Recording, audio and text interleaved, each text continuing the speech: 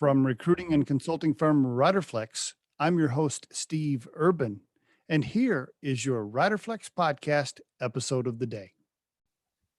Ed Likovich on the Riderflex Podcast. How you doing, Ed? Great. Thanks for having me, Steve. This is exciting. I appreciate you being on. So I'm looking forward to getting into Nymbl. But before we do, can you give us a little personal background? Just tell us about Ed, where he grew up, family, stuff like that. Yeah, sure thing. So I grew up in sort of middle nowhere, Pennsylvania, rural Western PA, about halfway between Cleveland and Pittsburgh. Puts me squarely in Steelers territory, which is a tough week to be a Steelers fan, but that's how it is. So anyway, yeah, grew up in kind of small town America. My parents were both school teachers. Okay. And, spent a lot of time, running around through the woods with friends, riding our bikes, all of that sort of thing. And, turned 18 and left for the big city of Boston for college. So I went to Harvard as an undergrad and grad student, studied physics, oddly enough, but was a fun choice. Learned a lot. It was tough, had a good time. Thought I wanted to be sort of a professor and kind of went down that path a little bit in grad school, but I missed kind of that more immediate impact of my work, kind of connecting that to people in society. So kind of ended up down the path of healthcare entrepreneurship, which I love because I get to wake up every day knowing that what I'm doing is impacting people and knowing that I'm building a team that cares a lot about that mission and we're here to prevent a million falls. So it's been a fun journey, and in hindsight, it looks like a straight line. Probably as I was going through it, it was a little bit more zigzaggy, but here I am. How did you decide on Harvard? By the way, congratulations. I mean, PhD from Harvard, that's a big deal. So congrats. How did you decide on Harvard? I mean, your parents were school teachers. So, those jobs don't make a lot of money. So getting into Harvard for you is a big deal, I'm guessing. Just talk to me a little bit. It was. Yeah. It was. And I always joke, I do a lot of alumni interviewing because that's how Harvard runs its interview process. And a lot of times students will ask me, well, what was it like? And I say, I went there freshman fall, and all I could think about was, don't screw this up. You know what I mean? Just study nonstop, because I knew if I came home and I failed out or something like that, my parents were not going to be happy. And so, I think there's a broader lesson there, which is that we're all given opportunities in different ways, right? And I think when you have that opportunity, you've got to take it. And I was fortunate enough to get it. I'd like to think that a lot of it was through hard work. I'm sure a lot of it was luck too. And that's the way the world works. So yeah, here I am. Congrats. Did any brothers, sisters, or are you the only kid? No, I've got a younger brother. He's, strangely enough, is out here in Colorado too. He's in the Springs. He's a pharmacist. Okay. So it's kind of funny how we both ended up somewhere in the healthcare world by no fault of our own, I guess. So somewhere along the line, you thought, well, I might want to be a professor, et cetera, but somehow you got the entrepreneurial bug, and it was tied to healthcare in some way. How did that connection happen? Did you have a parent or a family member with healthcare or falls or whatever? Because we'll get into Nymbl, but talk to me about the connection there for you emotionally and where the passion came in. Yeah, no, it's a great question. So I'm a second generation here. So my grandparents on my mother's side immigrated from Hungary, and my grandfather ran a steel pattern business in Western Pennsylvania. So they would make these kind of small business, a handful of employees, but they would make these giant steel molds for these giant things that you'd make out of steel. And this was quite back in the 60s and 70s when Western Pennsylvania was the steel capital of the world, right? And I have a lot of memories as a young child, visiting my grandfather's business. My dad would work there in the evenings a lot. So I'd kind of come down, and you're a young boy. What better place could you be with a bunch of power tools and stuff around and a giant pile of wood? And of course, you couldn't touch very much at first, but then you got to use the belt sander, and then you got to use the next tool, and you kind of went up from there. And so I think that was formative in a way that I wasn't quite conscious of at the time. Just kind of seeing that, individual who came here from another country, built a business, was successful, was well regarded because he worked hard, and had the confidence, I guess, to go out and start something which is difficult. So I think I had that sort of in the back of my head, and that was the same grandfather who suffered a pretty bad fall, it wasn't the same after that, and that was a hard thing to see, because I was probably I don't remember 10-ish when that happened. And, as a young kid, you feel a little bit helpless, right? You've got this guy who you've looked up to, who's this strong man, ran his own business, was climbing up, 15-foot piles of wood with no problem. And then all of a sudden, you fall and you don't do it anymore. And then that's a kind of a slow downward spiral to the end. So I think when you combine both of those things, it unconsciously at the time, but kind of planted that seed, if you will, that came back later and kind of pushed me in this direction. Okay. Very good. I appreciate you sharing that with me. Okay. Talk to us about Nymbl. And by the way, for the listeners, right, I just want to make sure that we give out the right URL. So it's nymblscience.com, and it's NYMBL, nymblscience.com, right? That's right. That's it. Yeah. And it is an app available right on Apple and Google and all the Play Store and all that stuff. Yeah. So let's talk about that. So the core mission of Nymbl is to challenge the belief that aging is less. Our first value is that we're older adult advocates and champions. All too often, older adults are kind of segmented and placed in a different part of society, especially in the medical world. It's sort of, you're older, go over here, do this. I'm going to tell you what to do. Oh, that's just you getting old. That's just something you have to deal with. Well, getting old isn't a disease. It's a condition that we go through as we age. The wants and needs of older adults are very similar to ours. They're just older. They want the same direction over their care. They want control of their health data. They want to be able to see things. They want to be able to improve on their own. And we're still stuck in this mindset in the healthcare world that older adults can't use technology. They can't control their own destiny. They need to be dictated to. And that's just not true. So we're out there to help older adults take control of their health and well-being and live fuller and longer lives. And the first way we've started going down that path is through preventing falls. And we talk a lot about preventing 1 million falls. And the reason we say 1 million is nobody else is aiming that high. I mean, you look at existing best practice, which is we send older adults to an in-person balance class at, say, the YMCA or something like that. And that's great. Those are great classes, right? The challenge is you've got 12 people that attend. And you have 1 in 3 older adults falling each year. So you've got something like 20 million falls in America. And, about half of 1% are attending a balance class. So you've got a huge mismatch in terms of how many people we can reach. So kind of the founding idea behind Nymbl by a clinician, Dr. J.P. Farsi, was that we can take this idea of, I have some ideas on how to train balance. I've done this clinically for a while. It involves the brain and the body working together. Older adults increasingly now have technology. About 2 in 3 now have a smart device in their home. Let's deliver it in their home, just like you or I want to get stuff in our home. We don't want to go to the YMCA for a class if we can do it at home. So let's empower people to do balance training in bite-sized intervals and kind of move on from there and control their own health. So that's kind of the idea behind what we're doing. And so you download the app. Do you pay for it? Does it cost? Talk to me about using it, like daily kind of use. Yeah, great question. So right now the app is only available through certain insurance plans. So our big partners are Medicare Advantage plans. And there's certain things I can make public and certain things I can't. So I can't quite list every name. But if you're interested in Nymbl, talk to your Medicare Advantage plan and you might be covered, in which case it's free.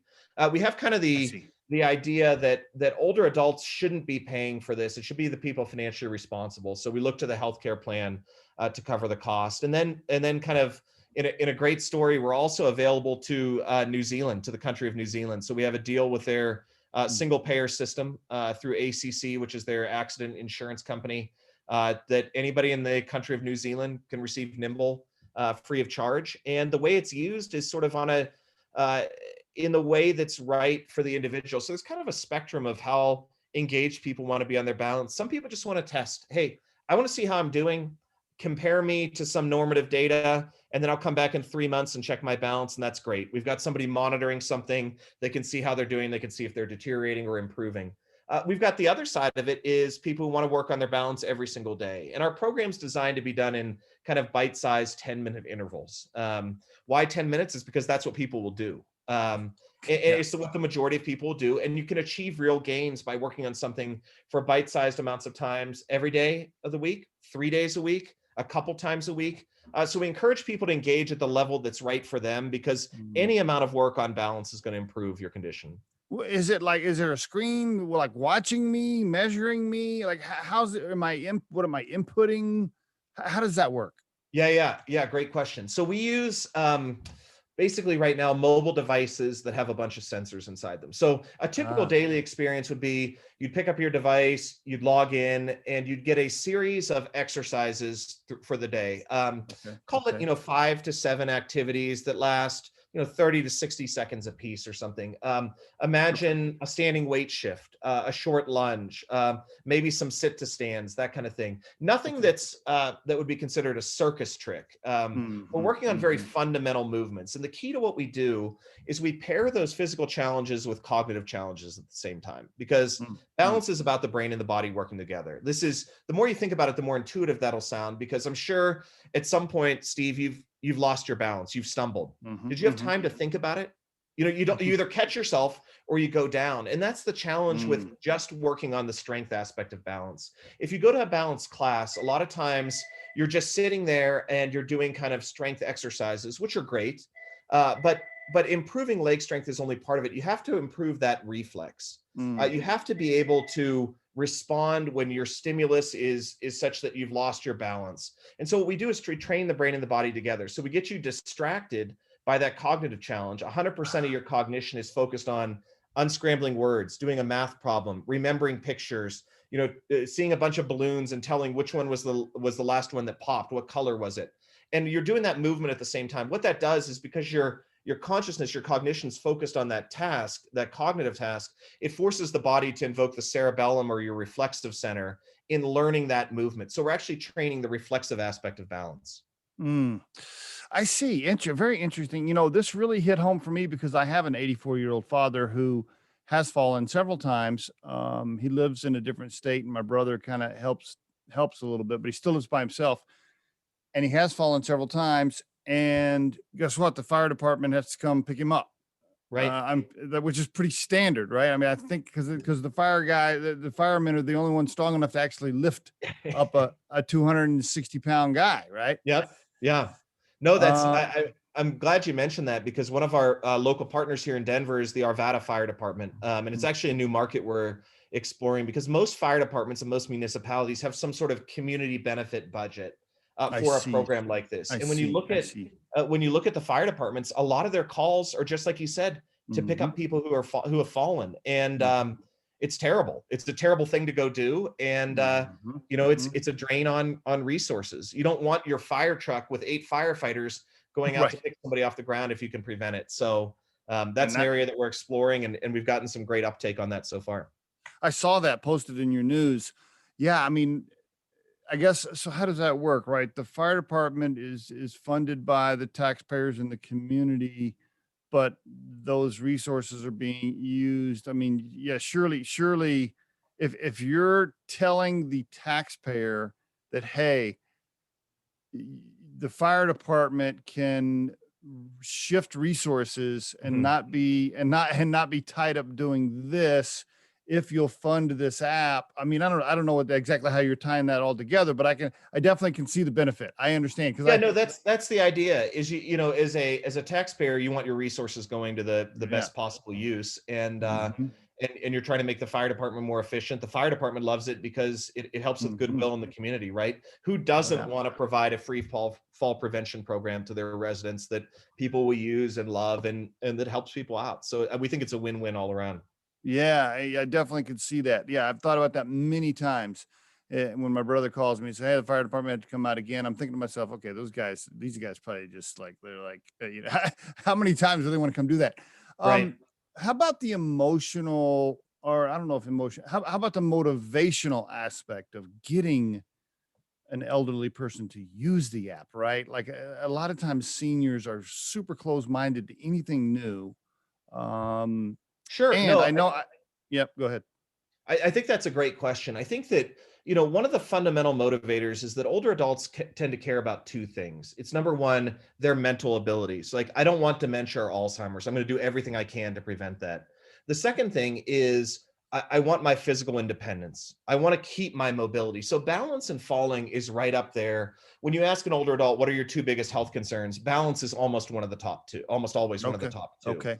So people are intrinsically motivated to work on it. Now, the challenge is that up until now, every program required you to go out to a class. I mean, that's the way it was done, is sort of one-on-one physical therapy, which is expensive and time consuming, or in-person classes, which are time consuming. And, find your average 85-year-old who wants to go to the gym. First of all, the people at risk for falling and the people who want to, that Venn diagram of I'm at risk for falling and I feel comfortable going to a gym doesn't overlap a lot.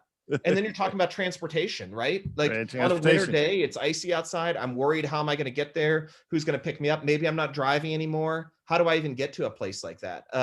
So I think that's one aspect of it, is we just make it easier, more convenient, and people can do it in the comfort of their own home. So they're not worried about, anytime you go to a class like this, I'm sure you've been to an exercise class at some point in your life, or a gym. There's always Jane in the corner who's the Olympic ager, right? She's sitting there doing cartwheels and you can barely stand on your feet. That's not comfortable to be in that situation. Right. So I think that's the first part. The second part is we make the technology accessible to older adults. And what we found is that older adults can use technology if they understand how to use it, and there's clear instructions.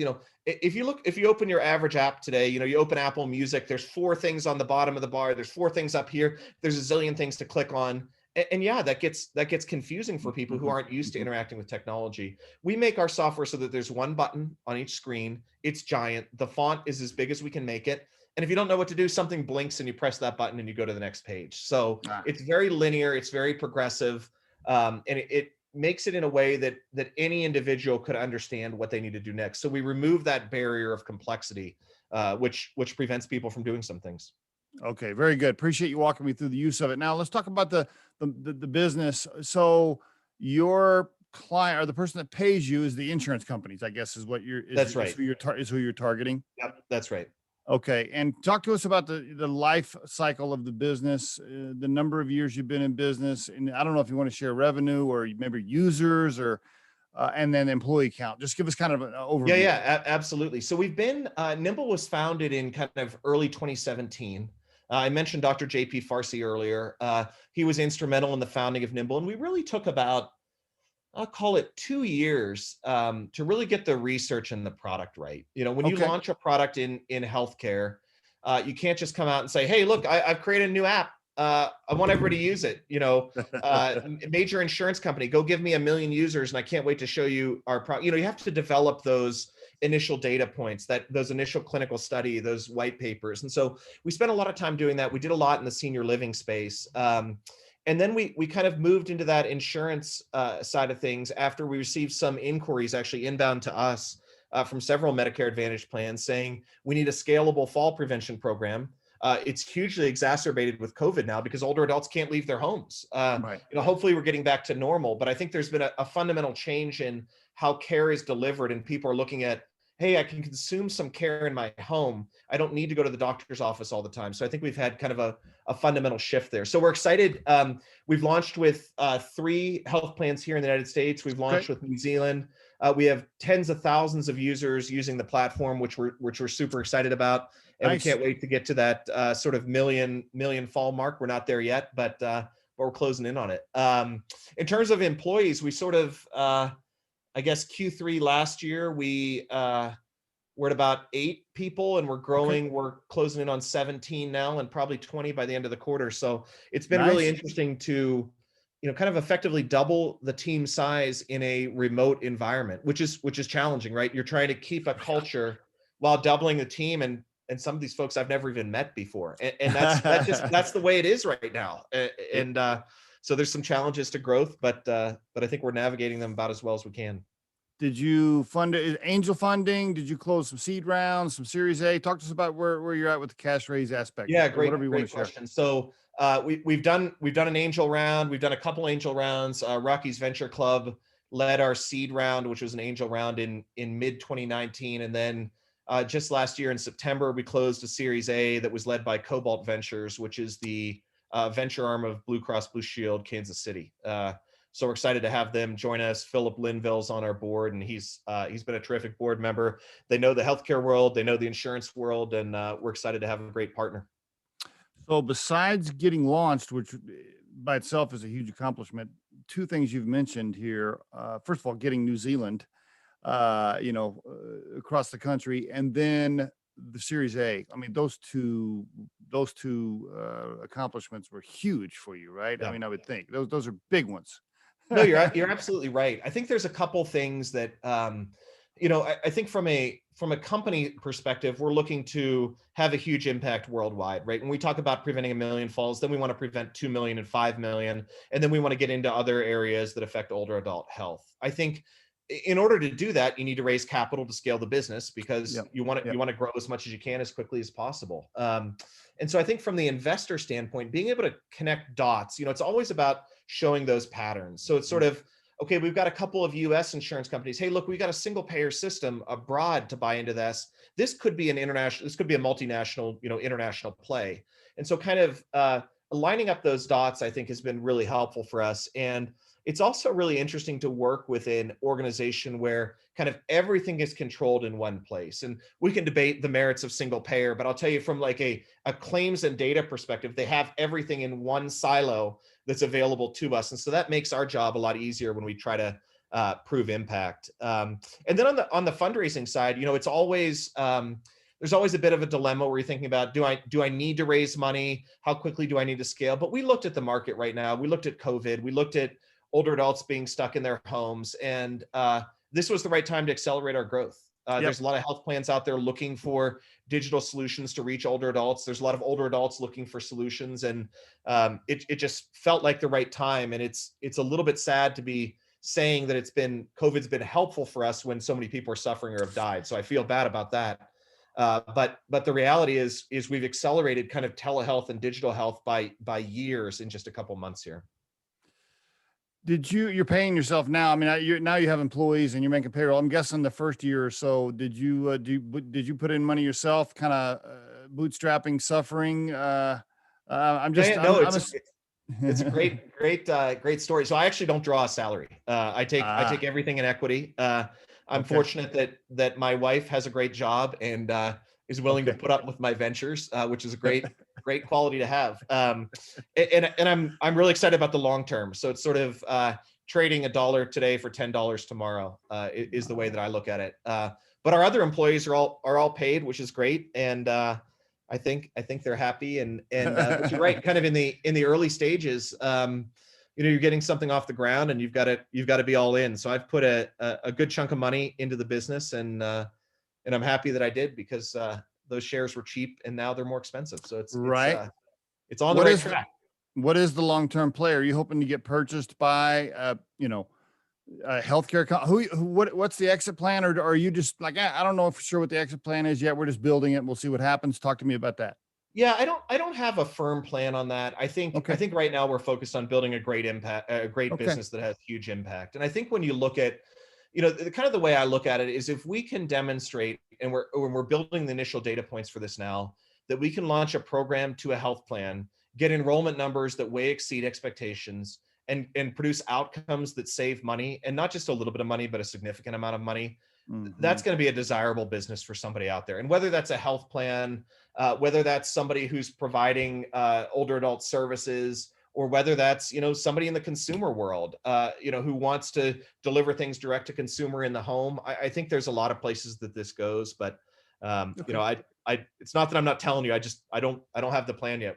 We're trying to get the business. I answer it the same way. People ask me that about our recruiting firm, Riderflex, and they always like, okay, cool. This is great. You got a nice little recruiting company here. What's the plan? And I answer the same way. I was like, you know what? We're enjoying building it. We're enjoying servicing customers, placing great candidates. I don't have a whiteboarded exit plan. Right. Yeah. You see where it leads. Yeah. I answer the same way. Okay. Very good. Appreciate you sharing all that with me. What's your favorite part, by the way, from a tactical perspective? Do you enjoy the technology? Do you enjoy now managing the team? Do you enjoy the cash raise aspect? Do what are your favorite parts to work on as a CEO? Yeah, it's a good question. I like to say that I'm good at a lot of things and not great at anything.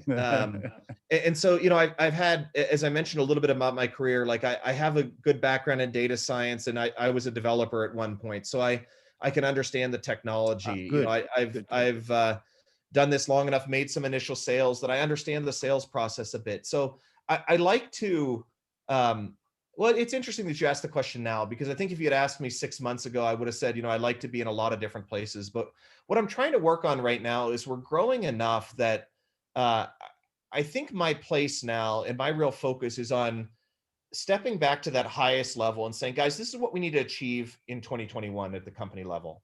How are we going to do it? These are the goals. I'm going to set the goals. I'm going to hold you accountable, but you guys are going to figure out, as senior leaders of the company, what do we need to do to get there, and go out and do that. So I'm trying very consciously to talk about the what and the why, and not the how, because I want my team to be empowered. I want them to be able to go out and get it. And they're all smarter than me at their individual jobs. And so, leave the fundraising and the board management and all the investor stuff to me, and let's go hit the objective. So I think, while that can be hard for somebody who's so invested in the business to say, right, yes, Joe, the product's yours, go solve right, these problems. right. And I look forward to hearing about your success.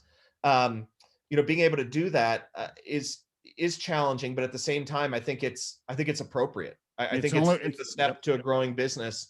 And I'm starting to embrace that. And I get excited about kind of thinking about some of those bigger picture things. That was one of the most difficult things for me to do at the recruiting firm, is start handing off searches to recruiters that we would bring on board. Yeah. Like, okay, you're messing with my brand. Let's make sure you don't screw it up. Exactly. Yep. You know it.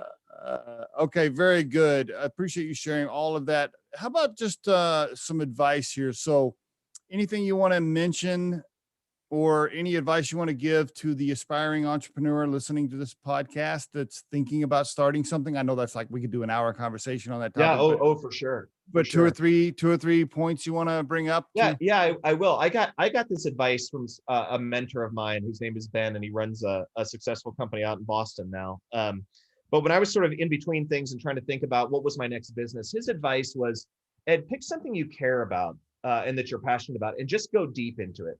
Just spend time immersing yourself in that world. And that can mean a lot of different things. In the healthcare world, it could be, I'm interested in, I don't know, improving emergency room care, and therefore I'm going to go shadow ER docs or volunteer in the ED, and just spend time immersing yourself. In his case, it was, he runs a meditation business, and he went to Tibet and spent time with the monks and just immersed himself in that culture and said, what can I learn from this? And so I think that's really stuck with me, because I think when you go deep enough into something, you're going to see problems, things that need solved, in areas that you can make an impact. So every one of us has a passion, and it's quite different for each of us, which makes the world fun. And so kind of figuring out what is that passion of yours, go deep in that, and see where it leads you. I think the other point that I'd make is think a lot about the support structure that you have around you, and kind of, this is hard. Like, it's really hard, and it is a complete roller coaster. Like, even now is where we're by no means a stable business, but we're past that product market fit, and we're into the scaling phase. It's like, man, is it a roller coaster where you think a deal is going to come in and all of a sudden it's dead, or you think this is going to happen, and it's so up and down that you have to be able to afford yourself the ability to feel those emotions. You can't bottle it up, because if you bottle it up, you go crazy and you explode. So you've got to either have someone you can share that with, whether that's a partner, a family, a mentor, somebody like that. But really think about, how do you surround yourself with people who can be supportive and who are willing to be supportive of what you're doing, so that you have those places to bring your concerns. Because when you start a business and you're the leader, as much as you want to think you're the most approachable person in the world, which I think I am, it's lonely at the top, because ultimately you're responsible, and there's things that you just can't go and tell your employees, hey, I'm wondering about, what are we going to do with cash because it's running low? You can't go tell people that. And so it's useful to have that support around you. This is why CEOs always have a bond when they talk to each other, right? Or founders, when they're talking to each other over beers or coffee or whatever, there's always this little bond, because you're right. Until you've been in the captain's chair and you felt that amount of pressure, it's just really hard to explain that to employees. Like, you just don't get it. Even spouses, I think, don't truly understand everything that you kind of go through from a pressure perspective. So I definitely know what you mean. Very important to have people you can talk to. By the way, does your wife ever look at you and say, "Hey, listen, yeah, this is kind of cool and all. I'm glad you're having fun working on this, but when are you going to start getting paid?" It really hasn't come up, which I'm lucky about, and I think it's because we've built so much trust in our relationship. Yeah. We talk a lot about it. We talk about where we are and where we're going, and I think there's a lot of ways to kind of gain, I don't know what the right word is, psychic income from life. And I think, some people are motivated by money, and that's great. Money's great. You can do a lot with it. If you get wealthy, look what Bill Gates is doing. He's changing the world. He's changing third world countries. Those are great things that he's doing. I find that a lot of people, especially, people say a lot of stuff about millennials, right? And they're, millennials are hard to work with. They want everything, blah, blah, blah. I'll tell you what, millennials are mission focused and they're mission driven, and they get a lot of, they feed their souls, and I'm generalizing here, but out of doing good for the world. And I think that's a great gift that they're giving to society. And I think that, we're all in different places. And I think, in some ways, once you hit a certain amount of money, it's just kind of, it's just an extra dollar. And so I think thinking a lot about who do you want to be as a person, and kind of where does that lead you? And there's a lot you can gain from doing good in the world, I think. I love your comment there. You're right. I mean, really, after you make a certain amount, like once you get to a certain amount of money where you have food and water and shelter and a few hobbies and you're taken care of, like how much more do you really need, right? I mean, come on. Yeah, there was a well-known economist who did a study on this, and they kind of measured people's happinesses with income. And I'm going to forget the cutoff, but I want to say it was somewhere around 75,000. Like if you make more than 75,000, you are no more happy than that marginal dollar gives you no real increased happiness. So that's not to say it's a little bit of money. I mean, 75 is a lot, but it's useful to know that I don't know. It puts things in perspective. Chasing that extra dollar doesn't always give you what you think it will. I couldn't agree more. I'll use my own example.